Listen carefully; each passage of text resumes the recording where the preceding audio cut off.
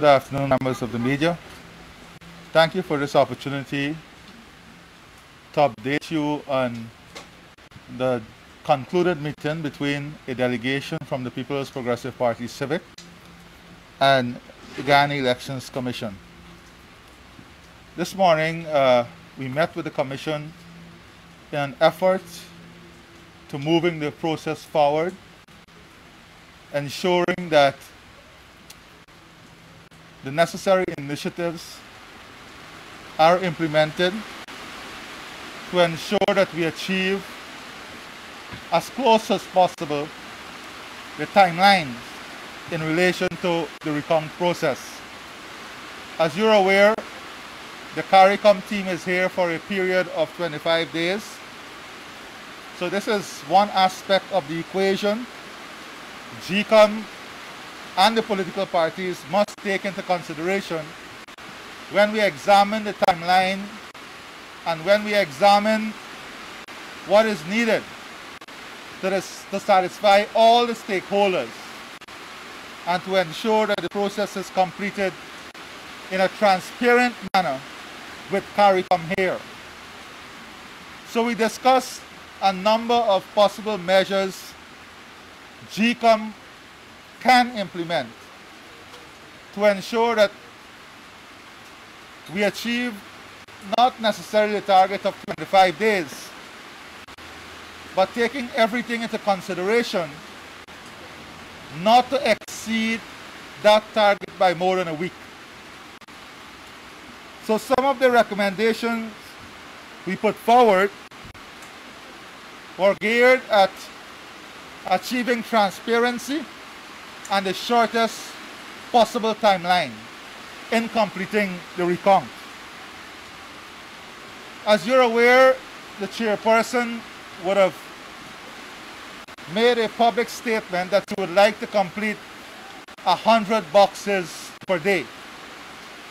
We saw yesterday the initiative of having 2 additional stations giving us 77 boxes. So it is clear that even with the 2 additional stations, much more is needed if we are to achieve the target of 100 boxes per day. One of the first recommendations we looked at and we shared with the Commission is examining a quota system whereby a minimum quota is set for every single station, and those stations work every day until they complete their quota, so that the totality of the quota will be in keeping with the objective of the Commission, the Chair, and achieving that target. The second recommendation we looked at was the staff welfare itself. The staff working extended hours, and for GCOM to ensure that they are properly compensated for the additional hours beyond the normal time frame, as an incentive for the staff to not only complete the quota, but to work in ensuring that we achieve the outcome of the recount in the shortest possible time frame and transparently. We also requested that the Commission look at the possibility of additional work hours and the implementation of a shift system. That was another recommendation we discussed with the Commission. We also raised one issue that keep recurring every day, especially in the morning, and that is decisions that are cleared by the Commission. Decisions that a Commission would have made on previous occasions. What we have seen so far is that in some stations, those issues would pop up again, and then the entire issue is re-examined, although there is a precedent and there is a decision. So We ask for a commitment from GCOM to have these decisions written as part of the basket of issues, and that there is clarity in terms of the briefing to the supervisors at the workstations every morning. In ensuring this clarity, we propose to GCOM that one staff, that is the Chief Elections Officer, take the responsibility of doing this brief in the morning himself. This would ensure that the briefing is consistent, and we don't have different persons with different interpretation and different views giving the brief on different mornings, thus creating delays. We also raised the issue of additional stations, because if we are to achieve a target that is within 1 week or outside 1 week of the 25 days, then definitely we have to look at the issue of additional stations. And not only the issue of additional stations, but the allocation of those stations. Because 40%, more than 40% of the boxes that remain are boxes from Region 4. And we have less than 25% of the stations allocated to deal with Region 4. So the output has to be readjusted. And for this to be readjusted, the input, which is a station, need to reflect the current situation where more than 40% of the outstanding boxes are from Region 4. We also asked GCOM, the Commission, to rework the schedule within the present context and with a new initiative so that we can determine a definitive end date. As you would have seen, even in the media, different political parties, there are different views and different equations showing different time frames. Because of the fact that we have CARICOM here and other observers here, we ask that GCOM look at the totality of the current situation and the initiatives that they will implement, and then to come up with a definitive timeline, a new end date for the recount process. We also raised the issue of ensuring CARICOM remains here to the end of this exercise, and we ask that the Commission work with the Commission work with CARICOM to accommodate an extension beyond the 25 days timeline. We also ask that the chairperson and the Commission renew efforts to have other accredited observers, international observers, return to see the process to the end. So these are some of the recommendations, and not issues. They were not issues, they were recommendations, because the focus was on moving the process forward. The process was on looking at solutions to ensure that we can complete this task in a transparent and timely manner.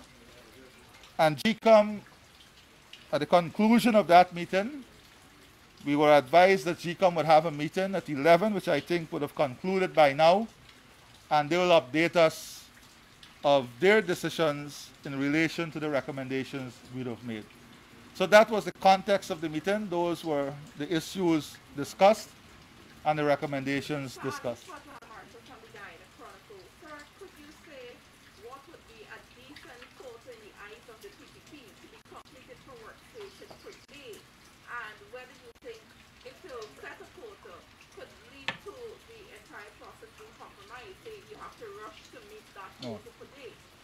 Thank you very much for your question. First of all, the quota system does not set a time system. The quota system, because you have stations, for example, yesterday that completed 11 boxes. We have to ensure whatever is implemented adds to transparency, not take away from transparency. So the quota system, all the quota system does is to say there is a minimum standard that we're going to establish for every station, and that standard may be 12 stations now, it has to be about 9 boxes per station. But if you have 2 additional stations that we recommended, then of course it will be less. It might be 8, and that is in keeping with the average that we have been seeing. Now, the second part of the question was... I asked about the quote and whether it would compromise the... No. Well, I don't think it would compromise the transparency, and I think the quota system would add to efficiency, but the focus must always be on enhancing transparency and not... So just a clarity, you're saying that if a quota system is to be established, that say for example 9, every station should complete say 9 per day, or the minimum of 9 per day. That's what you're saying? In the current context, it's 12, but if you have 2 additional stations, then it will come down to about 8 boxes per day. And that is in keeping with the target of the chairperson, because the chairperson wants to achieve a target of 100 boxes per day. If we look at the target of 100 boxes per day, that takes us to an extension of 7 days, 1 week. So it is tying all the loose ends together, making the decisions now, and then coming up with that definitive end date. Because CARICOM has to also plan, the observers have to plan, all the stakeholders, the media too. You're out here every day, and you know, all of Guyana would like to know definitively what is the end date we're looking at. There are 12 workstations right now. Yes. Did you have a specific number you wanted that to be increased to? And there are 10 more days to this recount. If we do not complete the additional 1,600 boxes, Yes. Would you be on the side of an extension of the days? Well, we have made it very clear that we will support a minimum extension of maybe 7 days. So whatever decisions we take would have to be in that context of ensuring that we don't go too far beyond 7 days extension. But we discussed that also, and we share that. Workstations would you want to Well, add to this? we did not recommend a specific number, but what we said is that GCOM is an independent commission. They have the protocols established by the COVID task force, and to examine the space within those protocols and come up with a number. I think the commission was talking about a further extension of 2 to 4 stations, so they will be able to tell you what they discussed today. Even though they had their meeting after you, could you say if you were given any assurances at your meeting? It was a very, very cordial meeting. The chair did give assurances that they're going to examine these issues, and they too are concerned about the timelines and time frame, and they too would want to see the process completed in a transparent manner in a decent time frame. Were you? I mean, you're there at the recount process every day. Yes. Are you satisfied with the way things are going and how things have been progressing?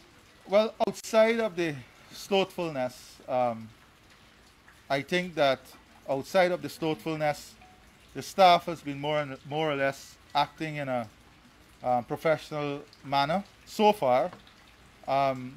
The issues are more of an operational, are more of in an operational manner, that is day to day. But what we would like to see is consistency, and that is the problem we're having. Decisions and precedents already set previous days are being reopened and rediscussed by some of the supervisors. So the consistency is what caused a lot of delays. For example, there was an issue, I think, yesterday that cost us about 45 minutes, and there was a decision on that issue from the basket of issues. So those are some of the things that are slowing the process down. There's one additional issue that keeps coming up every day, and that is the closure of the container, the time frame. Whilst the order says 5, Mr. Lowenfield re-emphasized today that administratively they would have decided to take it to 5:30. We had instances where this administrative decision would not have been followed, especially by agents who refuse to allow the containers to be open. So that is something they'll be re-examining today at the meeting also. Mr. Ali, outside of the meeting with the people, will your party with us win or lose consider power sharing? Well, right now we are focused on the recount. I did an interview recently where I made it very clear that the future of our country, the future of our people, must be one that is inclusive of ideas, must be one that is participatory, must be one that brings people together and not push people apart. So as we get past this hurdle, definitely you will see a governance system that includes various stakeholders in the development process and in advancing our country. But outside of that, we have important issues to discuss as a result of what took place not only during this election, but from the no confidence motion to now. That we must examine as a people. We can't have a country being unsettled like this for such a long period. It is not good for business. It is not good for investors. It is not good for government. It is not good for media. It is not good for our citizens. And we have to ensure that we tighten up areas that need tightening up, that we have processes that are adhered to, and our democratic institutions are preserved. Does that inclusion that we talk about is also at the executive level of government? And therefore the executive I have not defined. Inclusion means being a part of the process. Inclusion is about being part of the development trust of the country.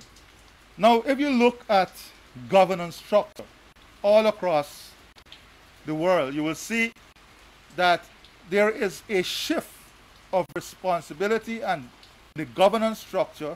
There is an oversight shift towards more parliamentary type of committees and subcommittees that has greater reach and greater responsibility in terms of the branches of government.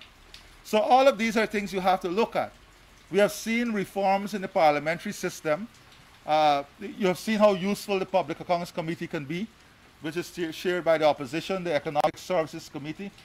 And with different sectors coming on stream, you have to find a model that allows that oversight responsibility to even go beyond the political system, to bring in other stakeholders from civil society.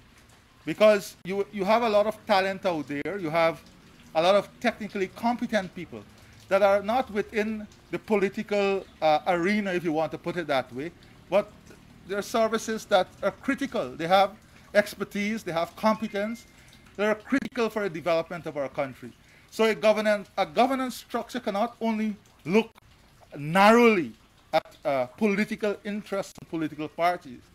It has to look at the national structure, the national trust of government, where you see the country going, and how is it we incorporate the multifaceted talents and skill sets out there in a governance structure that ensures Guyana wins at the end of the day. Mr. Ali, when you say inclusive governance, let me just see if I can clarify what you just said. You mean a strengthening of the legislature, but not including other parties in the executive? No. I said inclusive. The focus must not be on form. The focus has to be on outcome. Inclusive is including in decision making. I'm not limiting it to the parliamentary level. You can be inclusive in the decision making, in the development trust, in having national consensus, in creating trust. These are important things that are needed in our society today. Well, I believe his question was about executive governance, right? So executive governance, I will say to you that at the executive level, we will allow ideas, we will allow participation by not only political parties, but by civil society, by the private sector, by as much stakeholders as possible in building a national movement and a national thrust in taking our country forward. How is that different? So I'm curious.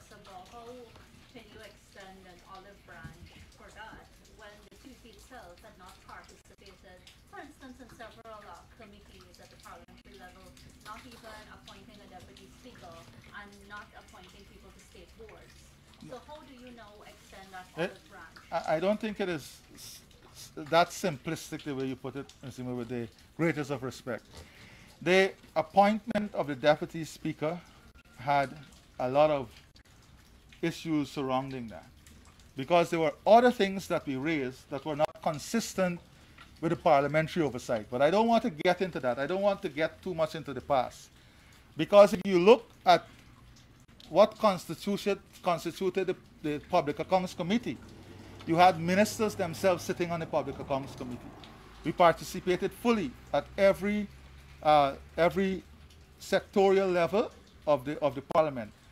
But then, for example, remember there was a security subcommittee that was formed that never met, the Constitutional Reform Committee. So we have to look at this in a holistic manner. You can't ask for participation in one area and then in the holistic approach to governance, you're shutting people out. That is what we have to Are avoid. there specific issues that you are willing to cooperate on? In the past, we saw the communique between President Boyd and President Jaggi with specific issues, broadcasting. Yeah, well, Are there specific issues right. that you are hoping to collaborate on and you list those? Great question. I have not listed a specific issue, but I have a fair idea of what is taking place. And I must say that I had the opportunity of serving as a resource person on the Depressed Community Needs Committee, which was as a result of that communique. Whatever collaboration and the form of the collaboration has to be able to build trust, national trust among each other. As citizens, we have to have a common agenda in terms of our development. Every Guyanese must feel involved and part of that development. For that to happen, you can't only have a development agenda that reflects the need of supporters of one political party. So we have to be able to bring together leaders, not narrowly defined by political party, but leaders across our country to build that national consensus on the development path. We have a base document in the manifesto that we have to develop because you're elected. We have to implement because you're elected based on your manifesto. But we have to be able to craft this national agenda that will have ownership from all the stakeholders. And that is important. How do we create ownership from all the stakeholders of our country in the outcome for Guyana? How do we ensure that every single Guyanese believe that the management of the oil and gas, the management of the oil and gas sector would ensure that their future is secure and the future generations are secure, would ensure transparency, would ensure accountability, would ensure that Guyana benefits. That is just one example. For that to happen, we have to have a cross-section of Guyanese being part or involved in the structure of the sector itself. So things like that, constitutional reform, national consultation on that. These are things that are important, electoral reform. So at a subsequent time, I can address, because we have to put our minds to it. We have to start addressing these issues because the focus would have to be very soon. I'm already focused on moving forward, taking the country forward, creating a framework that Guyanese can be proud of, can be feel a part of, that can break down barriers and create opportunity for all. So at a subsequent time, Yeah, but I just wanted to, since my friend asked a question about inclusionary, how do you intend to even start something like this in a society that is deeply divided politically and along ethnic lines and economically too? There are people on different income earnings. So how would you go about even attempting to do this? it sounds very complex, but at the end of the day, we are dealing with humans.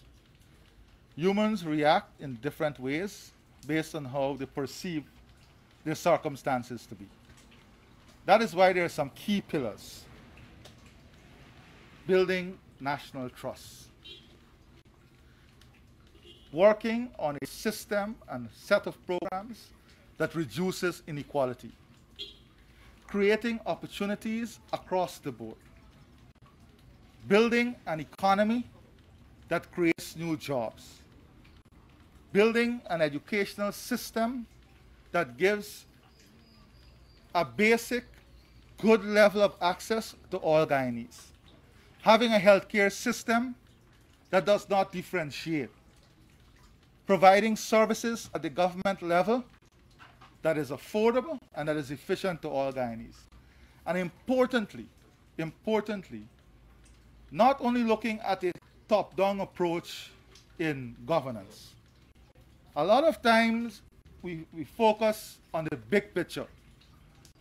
And what is critical is the bottom-up approach. It is what is happening at the community level. What is happening at the various strata of society? What are the risk factors? And what is it, sometimes very small projects? What is it that is needed to heal the little fracture in our society down to the grassroots level? And implementing a set of measures. And simply you would remember the Depressed Community Needs Committee came at a time when it was very difficult in our country politically. But a set of at-risk communities were identified. And a system was built to reduce the tension and to build public trust in the system. And that is important. And the type of governance where people feel involved, where people see themselves as having a better future, where people see themselves as being part of the development process, help to create that atmosphere and environment. Mr. Ali, what you're saying sounds very poetic, but could you speak directly to the governance structure that the PPP envisions? I don't want to be disrespectful. I don't want to be disrespectful because I have tremendous respect for the media. But I don't believe you can describe what I said as being poetic. This is not being poetic. These are not broad statements. These are if you understand how the governance structure works, if you understand how development works, if you understand how society works, if you understand how the systems of government work, then you would understand that these are very targeted, well-defined structural initiatives to take our country forward. Sir, you spoke of trust between the parties, and a country should come together on national issues like border issues. And Definitely. right now we are in two climates that are troubling to our country. One is being currently resolved. This is the current political situation, and we have the pandemic. Yes. Right, but we're seeing not a unified approach to tackling and dealing with COVID-19. The incumbent is doing it on one part, and your party has taken another avenue to deal with the with COVID. Why isn't there a unified approach then? You know, if we're going to start somewhere, because COVID is not only a national issue, it's a global issue. Yeah, so you have to, first of all, agree with me that COVID-19 came at a time in our country when, with this great political fracture. We cannot isolate you see, in dealing with a problem, we have to look at the internal and external environment. We can't isolate the problem and behave as if it doesn't exist. We have to work within the context of the problem. When COVID-19 approached, what we did, we had a meeting with PAHO representatives here in Guyana and the UN rep. And we made it very clear that we are willing and ready to work with a technical, with the technicians and the technical bodies within the governance structure in a unified manner to deal with this issue. We went further to write to the Chief Medical Officer, outlining a number of initiatives, measures, and asking a series of questions that were critical and important in the management of the pandemic. So these are things that we that we did. But as I said, I don't want to get into all these side issues at the moment. Very important issue, very important issues. But our focus now is on this recount. But I assure you that I will be available consistently and constantly to the media to discuss how we move forward as a people and as a country. Thank you very much for your time.